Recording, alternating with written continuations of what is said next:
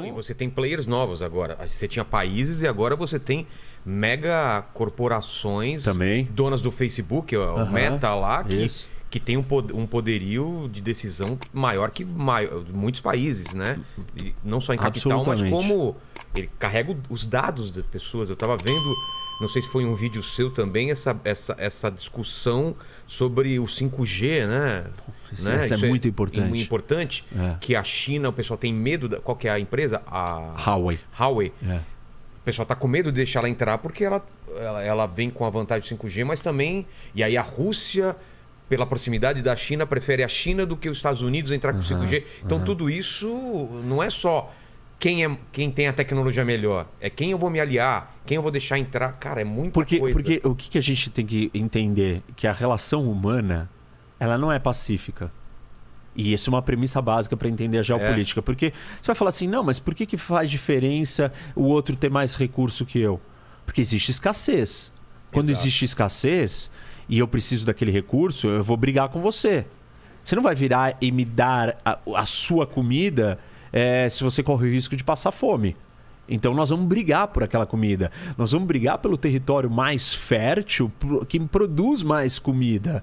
Parte do que nós vamos falar hoje sobre a Ucrânia... Tem a ver com isso. Absolutamente. Gás natural. Isso, tem a ver com aquecer a sua casa no inverno, você sobreviver no frio, a sua indústria funcionar, você ter eletricidade, você ter comida. Então... Mas é isso que é fascinante. A gente vive um momento de paz, né? Durante décadas e décadas de paz. A gente pode dizer que tem uma eclosão de uma guerra aqui ou lá, mas a gente vive um momento de paz, certo? E essa paz só é possível porque a tecnologia, de certa forma, proveu uma certa abundância de alimento. Porque se a gente estivesse vivendo uma escassez, um perrengue legal... São graus de escassez, eu diria. Porque a gente não pontuais, né? A gente não tem abundância plena. Não tem. Por quê? Se tivesse abundância plena, não teria porque a gente ter problemas de um ter uma coisa e o outro não. Exato. Aí não teria esse problema. Mas como existe escassez na vida, e é muito difícil quando você fala isso do ponto de vista de discussões políticas e ideológicas mais profundas, o não reconhecimento da existência da escassez causa percepções sobre a realidade bastante distorcidas. Como assim? Tem gente que não tem isso. Aqui tá isso abundante. É injusto. Não, a pessoa parte da premissa que tem para todo mundo. Que tem água para todo mundo, por exemplo. Isto é uma falácia. Não é?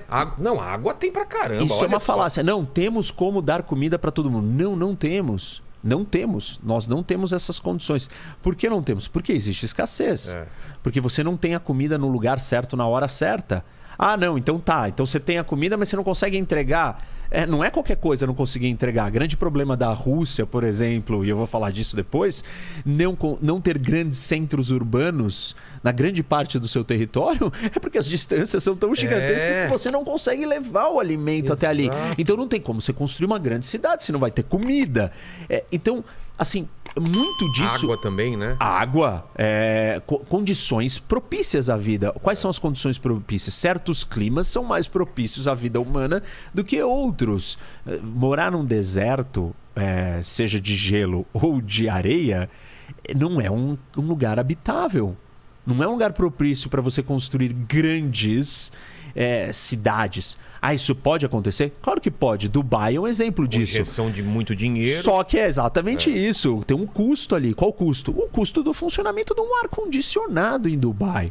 As pessoas, para você ter uma ideia, Vilela, elas passam, deixam seus ar-condicionados ligados 24 horas por dia durante 365 dias por ano. Por quê?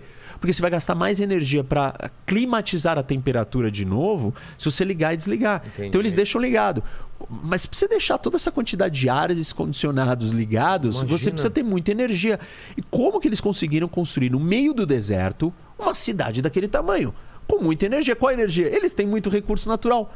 Por exemplo, gás natural. Então, eles têm um gasto per capita de energia altíssimo, dos maiores do mundo, para uma cidade. E isso é o homem, né? O ser humano vencendo a geografia, a natureza. Só que tem um custo de outro lado. Qual? Ele está usando um outro recurso da natureza também, que pode acabar. Exato. E aí, se acabar, nós precisamos usar um novo recurso. Tá bom, então vai ser a solar, aí não tem problema. Bom, então nós precisamos de placas solares a custos baixos. Nós não temos o cérebro e a tecnologia para ter desenvolvido essas placas solares ao custo tão baixo, factível para construir uma cidade no meio do deserto daquele porte. Ou eólica, ou energia eólica. Isso. Então é uma corrida constante, nossa, tentando superar o ambiente, o meio ambiente, a realidade física, seja ela com tecnologia, seja ela com inteligência, seja ela vencendo a escassez. E essa escassez ela está distribuída no mundo. Isso causa uma dinâmica de choque, de conflito. Por que conflito? Você vai garantir o seu, uma vez que não tem para todo mundo, você precisa cuidar do seu primeiro.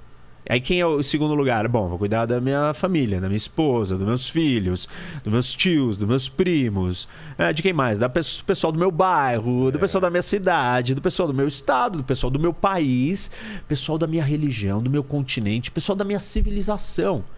A gente não conseguiu formar uma estrutura organizacional de todo mundo cooperando pela humanidade, porque existe escassez. E você, na hora que a sua sobrevivência estiver em jogo, esquece. Você vai defender quem? O seu. Mas você não é justo.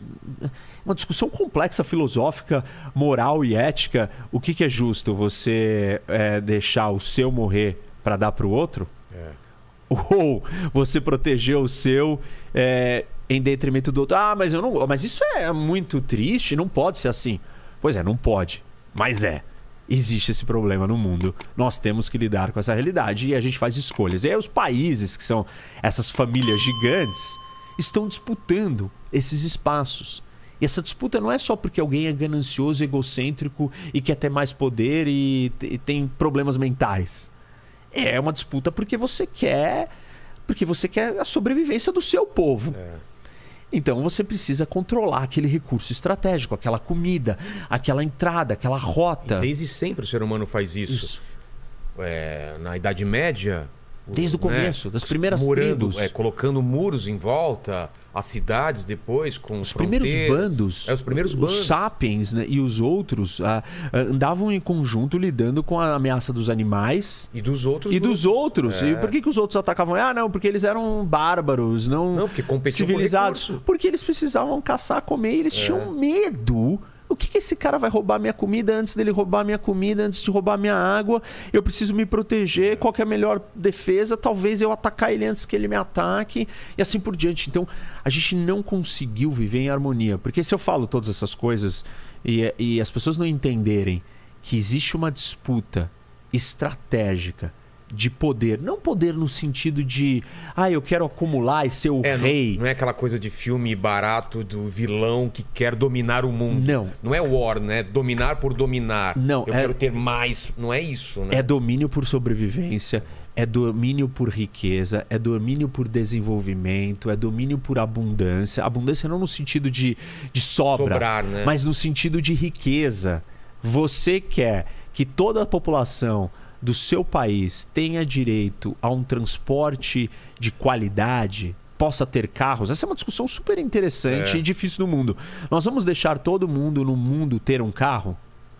Isso tem um impacto gigante dependendo de qual é o tipo de veículo que nós teremos. Exato. A combustão, a poluição, os problemas todos que isso impacta no meio ambiente. Vão ser elétricos. Bom, tá bom, elétricos, elétrico precisa de energia. Se não é o petróleo, é o quê? É carvão queimando? Não, é nuclear. Não, nuclear eu não gosto. Entendeu? Se não consegue fugir e tudo isso acaba culminando, né, ou afunilando num grande tabuleiro de disputas estratégicas de altíssimo nível. E esse é um ponto interessante sobre a geopolítica. A geopolítica não é uma coisa do mundo comum, não está acessível a qualquer um. Porque, primeiro que é numa escala muito grande, muito alta. É macro. Macro e a maior de todas.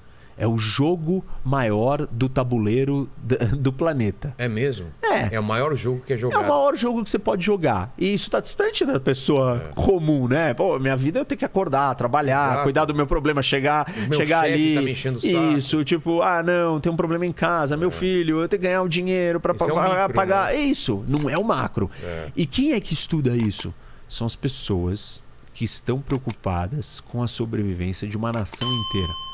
Então, São o Brasil... as altas escalas de poder de uma nação. Então o Brasil, parece distante isso que está acontecendo com a Ucrânia e Rússia, mas a gente tem que estar atento pra caramba, tomar lados, decidir o que a gente vai fazer e ter uma política, ter uma diplomacia em relação a isso, né? É muito importante. A gente precisa entender onde nós estamos pisando, pra onde o mundo está indo, pra gente se posicionar. Mas aí você me ajuda.